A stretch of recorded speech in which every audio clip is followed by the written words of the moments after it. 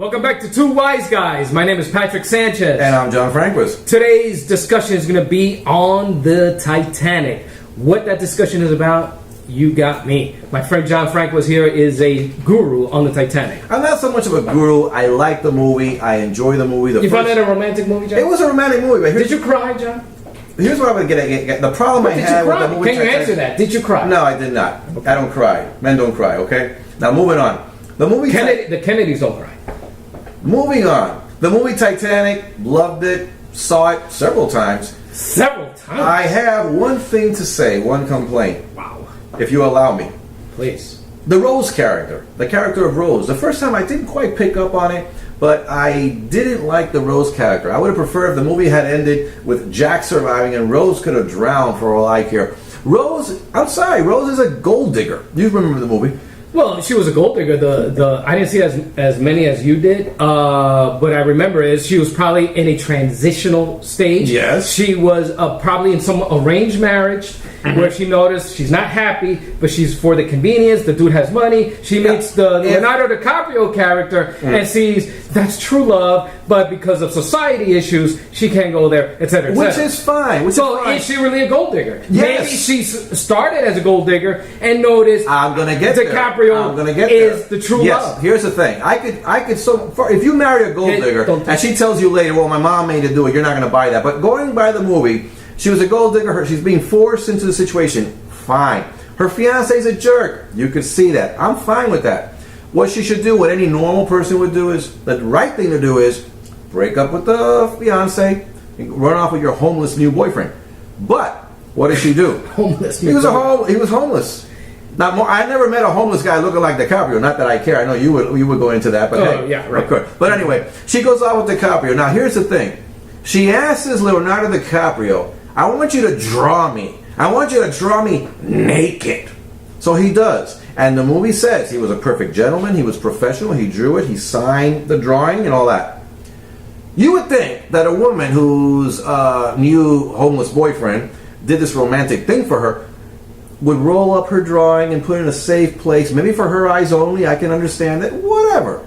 She's going to cherish this drawing that this guy did for her. Right. What does she do?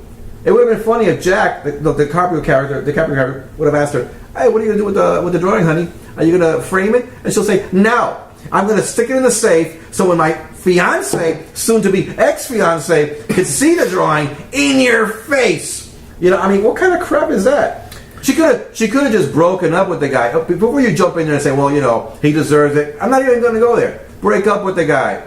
In your face. That's not the right thing to do. That's not the thing that a lady does. You like that.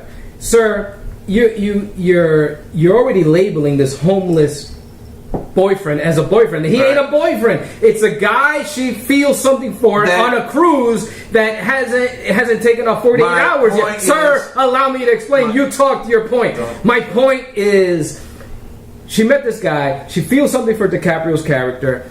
She's going through a transitional phase. Everything you're mentioning is as if she's dating this guy for days, weeks, or months. Yes, what you're saying is a valid point, but you're talking about a cruise that just took off.